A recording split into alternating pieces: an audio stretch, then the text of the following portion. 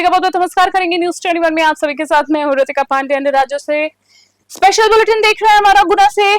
खबरों की शुरुआत कर रहे हैं जहां बात करेंगे शहर के बूढ़े बालाजी क्षेत्र स्थित सुदामा कॉलोनी में शादी के दौरान सूने घर को निशाना बनाकर बदमाशों ने लाखों रुपए की चोरी कर ली है। घटना रविवार और सोमवार की दरमियान रात की है, जब परिवार के सभी सदस्य और रिश्तेदार शादी समारोह में गार्डन में मौजूद थे। इस दौरान घर पर ताला लगा दे बदमाशों ने मौके पर फायदा उठाया और घर में घुसकर अलमारियों के लॉकर्स तोड़ दिए। पीड़ित हेमंत भार्गव ने बताया है कि उनके भाई की शादी, जी हाँ, छोटे भाई की शादी नयापुरा स्थित एक निजी गार्डन में थी। सुबह जब पड़ोसियों ने घर में चोरी की सूचना दी तो सभी लोग मौके पर पहुंचे और देखा कि घर का सामान बिखरा था। बदमाश करीबन 1 लाख रुपए नगद और सोने चांदी के जेवरात सहित 8 से 10 लाख रुपए का सामान चोरी करके फरार हो गए हैं। सूचना पर पहुंची पुलिस ने मौके का मुआयना कर मामला दर्ज शुरू कर दिया है। गुना से विनोद सोनी की रिपोर्ट। 19 तारीख की रात को 19 अप्रैल को मेरे छोटे भाई ललित भार्गव की शादी का आयोजन था। तो हम सब लोग गार्डन में वर्धमान भवन में थे, नयापुरा में जो स्थित है, उसमें हम सब लोगों ने शादी का फंक्शन रखा था। वहाँ काफ़ी रिश्तेदार थे, चहल पहल थी। तो 18 तारीख को दोपहर 11 साढ़े 11 तक हम लोग यहाँ से सब निकल गए थे अपना सामान वामान लोडिंग करके पिकअप गाड़ी से, और हम लोगों ने वहाँ भेज दिया था। और घंटे 2 घंटे में बार बार हमारा आना जाना हो रहा था कुछ कुछ सामान के लिए, जो भूल गए थे ऐसा। तो 19 तारीख की रात को फिर 11 बजे के बाद फिर घर में कोई नहीं आया। 11 बजे लास्ट में आया था, फिर मैं ताला लगा के, चाबी हमारे पड़ोसी हैं सामने, तो हमारे यहाँ ऐसा होता है कि वो कहीं जाते हैं तो उनकी चाबी हमारे यहाँ रहती है, हम कहीं जाते हैं तो हमारी चाबी उनके यहाँ रहती है, ऐसा हमारे यहाँ वो रहता है। और अगली खबर की बात कर लेते हैं, जहाँ चर्चित खरात प्रकरण को लेकर सियासी घमासान तेज हो गया है। इसी बीच अंधविश्वास के खिलाफ लंबे समय से अभियान चल रहे अंधविश्वासी निर्मूलन समिति के संस्थापक श्याम मानव ने सरकार पर तीखा हमला बोला है। बुल्ढाना दौरे पर पहुंचे श्याम मानव ने आरोप लगाया है कि उप मुख्यमंत्री देवेंद्र फडणवीस के कार्यकाल में राज्य में अंधविश्वास को बढ़ावा मिला है, जिसका परिणाम खरात प्रकरण के रूप में सामने आया है। उन्होंने कहा है कि ऐसे मामलों में राजनीतिक संरक्षण की भी भूमिका हो सकती है और इस संदर्भ में रूपाली चाणक्य नाम भी सामने आ सकता है। श्याम मानव ने कहा है कि किसी व्यक्ति का बाबा के रूप में इतना प्रभावी होना सरकार की नीतियों पर सवाल खड़े करता है। उन्होंने समाज में वैज्ञानिक सोच और तर्क संगत विचारधारा को बढ़ावा देने की जरूरत जताई है। बुलढाणा से प्रशांत सबकाल की स्पेशल रिपोर्ट। नाही, हा वेगळा प्रश्न झाला। एकनाथ शिंदे यामध्ये की नाही याच्याबद्दल मला डाऊट आहे, ते पोलीस तपासामध्ये येईल, पण रुपाली चाकणकर 100% यामध्ये सहआरोपी बनतात। तरी तिच्यावर काही अजून काहीच कारवाई नाही, हा मुद्दा वेगळा आहे ना। मी ऍक्शन नाही घेऊ शकत ना, मी फक्त जाहीर सांगू शकतो। मी ते सांगतोय जाहीर। आता आपण उघडपणे असं म्हणून राहिले की बाबा या सरकारचा सराव हे बाप आहे। मग आता हे यांच्या निदर्शनात आल्यानंतर आता काय करू शकतो आपण? ते म्हणून तर मी जाहीररित्या बोलतोय ना। मी परवापासून बोलायला, परवा भाषण पहिलं बोललो मी, तेव्हापासून मी बोलायला सुरुवातच केली आहे ना की रुपाली चाकलकर ह्या डायरेक्टली सहआरोपी बनतात। गर्मी का प्रकोप लगातार बढ़ता जा रहा है और तापमान 37 डिग्री सेल्सियस तक पहुंच गया है। बढ़ती गर्मी से शहरवासी परेशान नजर आ रहे हैं। सुबह 9 बजे से ही तेज धूप और गर्म हवाओं का असर महसूस होने लगा है, जिससे लोगों का दैनिक जीवन प्रभावित हुआ है। दोपहर के समय गर्मी का असर और ज्यादा बढ़ जाता है, जिसके चलते सड़कों पर सन्नाटा देखने को मिल रहा है। लोग जरूरी काम होने पर ही घरों से बाहर निकल रहे हैं और अधिकतर समय घर में ही रहना पसंद कर रहे हैं। विशेषज्ञों का कहना है कि आने वाले दिनों में तापमान और बढ़ सकता है, लू का खतरा बढ़ेगा। प्रशासन भी सभी लोगों से सावधानी बरतने की अपील कर रहा है। पुणे से प्रवीण कुमार सबकाल की स्पेशल रिपोर्ट। जिले में आठनेर तहसील स्थित धानोरा सहकारी समिति में बड़े घोटाले का मामला सामने आया है, जहां समिति के प्रबंधक धर्मराज गोटे पर किसानों से फसल बीमा और केसीसी लोन के नाम पर ठगी करने के गंभीर आरोप लगे हैं। आरोप है कि किसानों से पूरे रकबे का बीमा प्रीमियम लिया गया, लेकिन रिकॉर्ड में कम भूमि दर्शाकर शेष राशि हड़प ली गई है। इसके अलावा किसानों से कोरे विड्रॉल फॉर्म पर हस्ताक्षर कराकर उनके खातों से बिना जानकारी रकम निकालने का भी आरोप है। पीड़ित किसानों का कहना है कि बिना रिश्वत के फाइल आगे नहीं बढ़ सकती थी और अवैध वसूली आम बात बन चुकी है। मामले के सामने आने के बाद प्रशासन ने आरोपी प्रबंधक को निलंबित कर जांच शुरू कर दी, लेकिन किसान एफआईआर दर्ज कर कार्रवाई और कड़ी करने की मांग कर रहे हैं। फिलहाल प्रशासन जांच में जुटा है, जबकि पीड़ित न्याय की आस लगाए बैठे हैं। बैतूल से कमला तायवड़े की रिपोर्ट।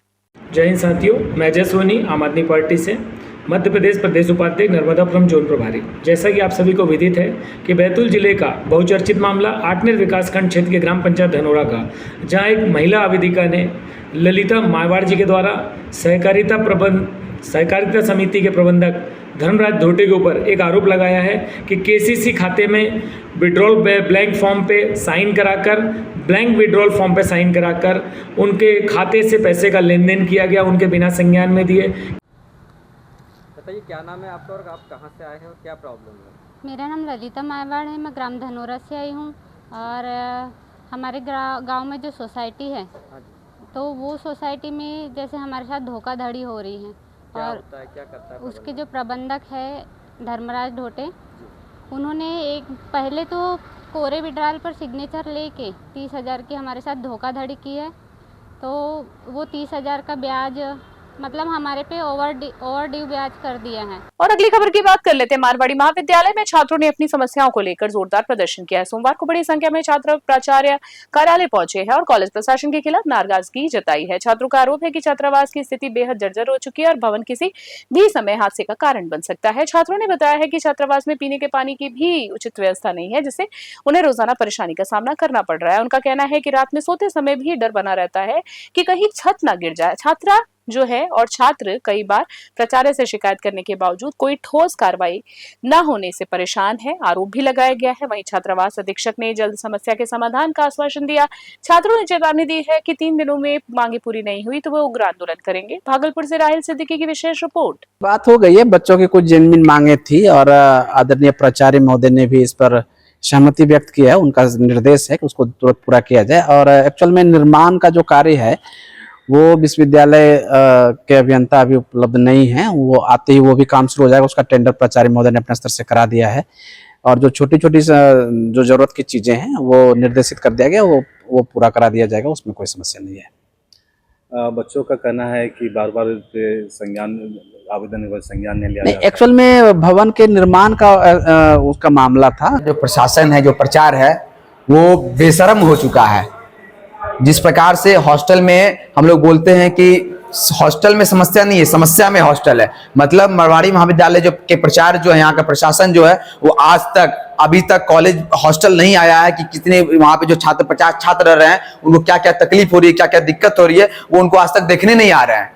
हॉस्टल में आप जाएंगे तो जर्जर स्थिति है, बच्चे वहां सो रहे हैं, ऊपर से छत गिर रहा है, पानी का टंकी गंदा पड़ा हुआ है, बच्चे उसमें नहा रहे हैं, कॉमन रूम की व्यवस्था नहीं है, खेलकूद की सामग्री नहीं, बाउंड्री वॉल छोटा है, गेट बड़ा है। और एक बार फिर से बड़ी खबर देख रहे हैं भागलपुर से, जहां महात्मा ज्योतिबा फूले और डॉक्टर भीमराव अंबेडकर की जयंती पर भव्य समारोह आयोजित किया गया। कार्यक्रम में समाज के विभिन्न वर्गों के लोगों ने भाग लेकर उनके विचारों को याद किया और उनके आदर्शों पर चलने का संकल्प लिया है। समारोह में पूर्व सांसद सुबोध राय सहित कई वरिष्ठ शिक्षाविद, पूर्व कुलपति और चिकित्सक उपस्थित रहे। कार्यक्रम की शुरुआत दीप प्रज्वलन और महापुरुषों की प्रतिमाओं पर माल्यार्पण के साथ हुई। वक्ताओं ने दोनों महापुरुषों के जीवन, संघर्ष और समाज सुधार में उनके योगदान पर प्रकाश डाला। सुबोध राय ने कहा है कि फूले और अंबेडकर के विचार आज भी समाज में समानता और न्याय स्थापित करने के लिए बेहद प्रासंगिक है। कार्यक्रम में सांस्कृतिक प्रस्तुतियां भी दी गई, जिनके माध्यम से सामाजिक संदेश दिया गया। अंत में अतिथियों का सम्मान भी किया गया और समाज में जागरूकता बढ़ाने का आह्वान किया गया। भागलपुर से राहिल सिद्दीकी की रिपोर्ट।